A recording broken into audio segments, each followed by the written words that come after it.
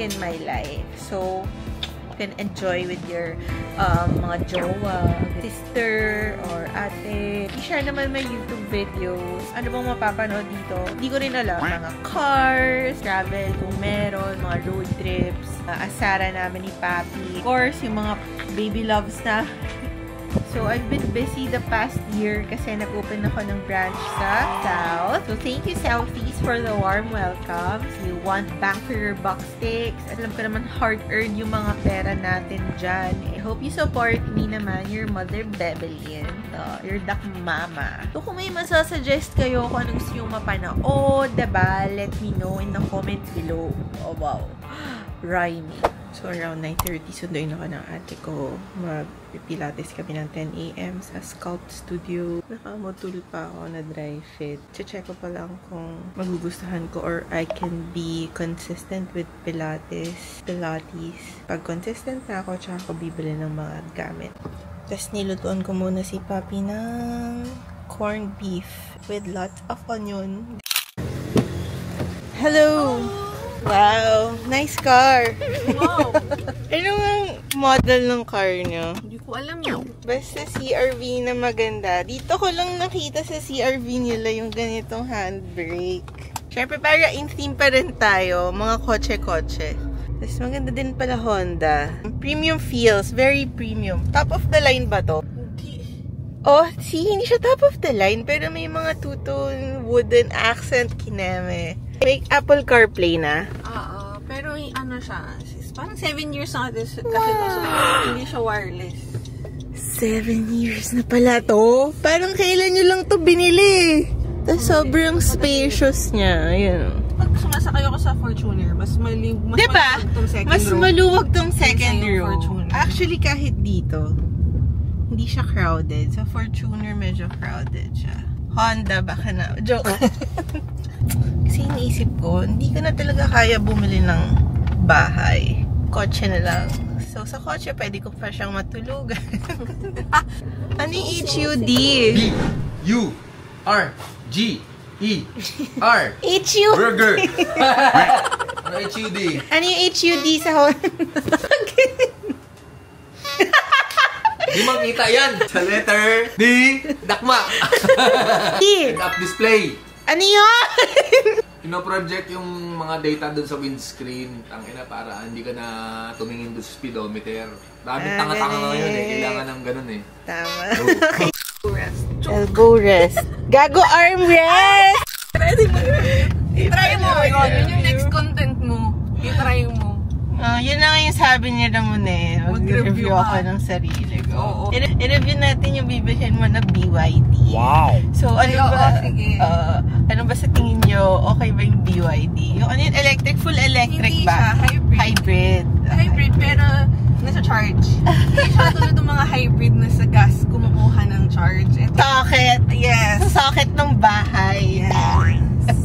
Hindi mo pwede ipa-plug lang yun doon. Oo nga. May sarili. So, gagawin mo siya ng sarili. Pero alam ko free naman ata yun. Yung paggawa na. Yung pag-install. Oo, yung install ng parang sa plug or BYD. Pero yun nga, seryoso kasi kino-consider nila. Affordable siya. Affordable siya, diba? Tapos parang lahat ng meron na mga kakilala nyo, nire-recommend naman. Okay naman. Matipid sa electricity. Tapos basta maayos yung, tsaka yung battery niya, yun yung gamit ng Tesla. Wow!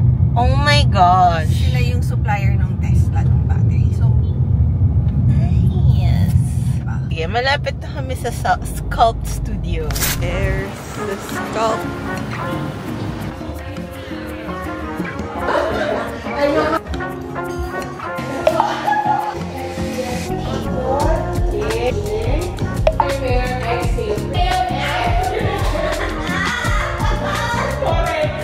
Okay, so now naman, nasa loob tayo ng CR-V ni Papi. CR-V from 19 Kopong-Kopong. Naggawa na ba ako ng updated vlog na kung ilan yung mga cars and motorcycles ni Papi?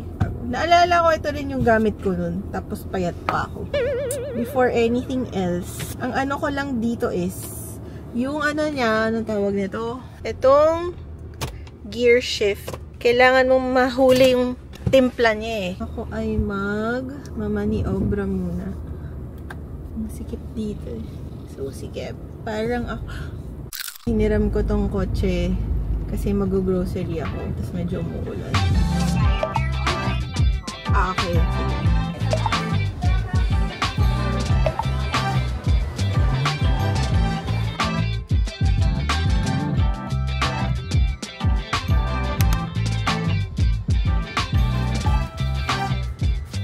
Ayun o, yung speakers niya, meron din ganyan yung bagong CR-V. Well, medyo bago. So, yan yung sa passenger side. And then, ito yung sa driver side. Tanggalin lang natin to. Maganda tong mount na to. Ililink ko sa description box below. Day 2, Tuesday. Happy Tuesday. Nagpadala yung supplier ko ng Gold Australian Wagyu ranked first. Kita niyo naman yung marbling. And habang frozen siya, ilulutuin ko siya sa air fryer. So, tatry natin yun. Muntik na hindi magkasya. Apparently, kapag niluto mo siya ng frozen from the steak fryer, it will come out perfectly na medium rare. So, let's try. Perfect.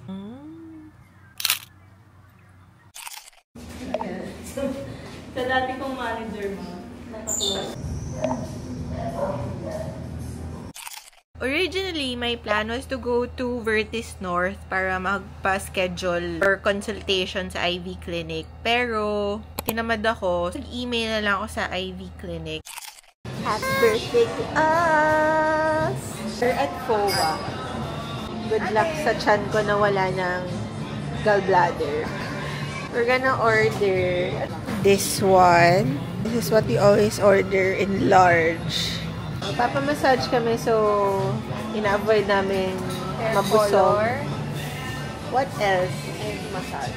Wait lang, kasi same pala kami ng birthday. Story time. Pero kami ng birthday. Birthday niya, pinanganak ako. Ano yun nga? 4 years apart. 4 years apart. Regular. Ay, hindi. Normal. Regular. Coke. So, nag-birthday siya. Half ng birthday niya sa hospital. So, yeah. That's the story. So, we're celebrating it together kasi wala kang plans. Wala rin kami plans ni Ramon. Biglaan lang to. Pero yung priority is hair color and massage. So, yeah. Come with us.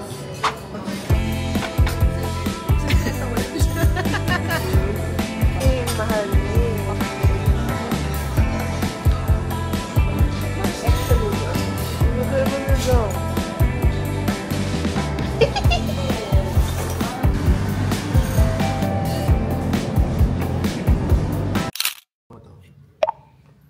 Ayun na nga.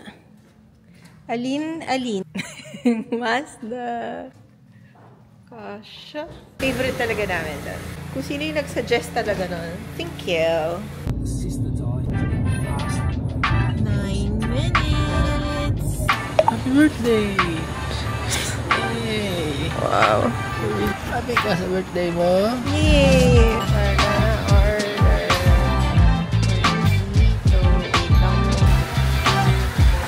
Amerikano. Ano gusto mo? Latte. Lilitaw na po yung mismo, yung gas ng coffee and yung mismo Yung bulaklak. Guys, comment down below. Yan. Heart. Heart yan. Parang yung meme na ganun. Sarap. So fresh.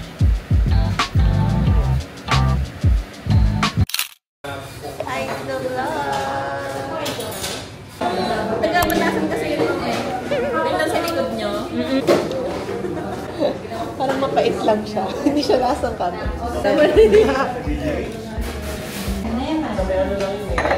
We're at Rosario na. So, girls trip today. Magla-La Union kami. Si Edith tsaka si Joy, first time nila daw sa La Union. So, I'm gonna pop their La Union cherries. Kailangan na din talaga namin ng break. Tinamay ko pa sila talaga. Thanks for being here. Happy birthday! Kasi kayo nag-drive. First time niya mag-drive ng pickup. Pero may Pajero siya. Ay, hindi ako. Pajero, dream car ko. FYI nun. Ngayon, hindi ko na alam. Tinakpan mo yung side mirror ko. Ay po!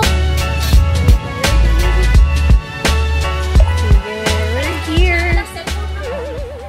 Kanina ako naman. Picturean guys, no? And then kung may orders na, pwede mag-direct na. Thank you. Coffee and drink. May credit card po kayo? Yes, So, we're gonna pay na after ordering.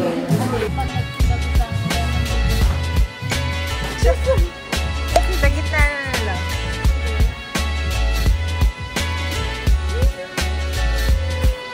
Alright, let's go!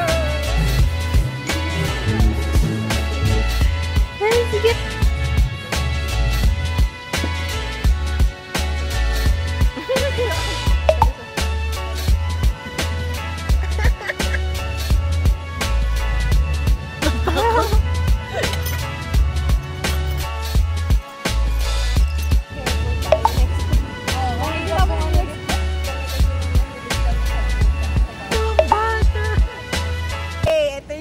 Near-death experience namin ni Edith.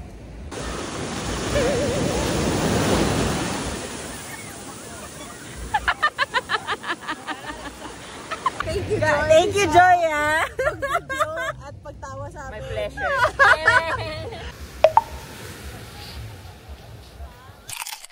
First plate, Japanese. And yung nearest station sa amin. Wow, how old are you? You know how to use chopsticks na? What? Aburi. Salmon aburi. So, yung maganda sa tempura station nila, sobrang dami. Dami nilang naluluto, tapos ang dami nilang naka-prepare.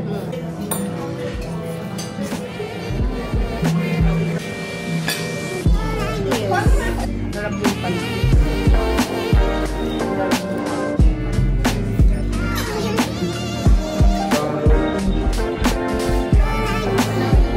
Wagyu burger. Oh my god. Ito yung next plate ko. Going strong. Indian food. Ipapatay natin kay TJ yung Papa Jalu. Dali na. Tikman mo lang. Bite. Take a bite. Actually, dessert siya. Oh, wala. Ikaw lang, ate. Si ate lang yung hater. Yung Indian food. Oh, see? Daya, yung pinakita. Ano siyang binabad?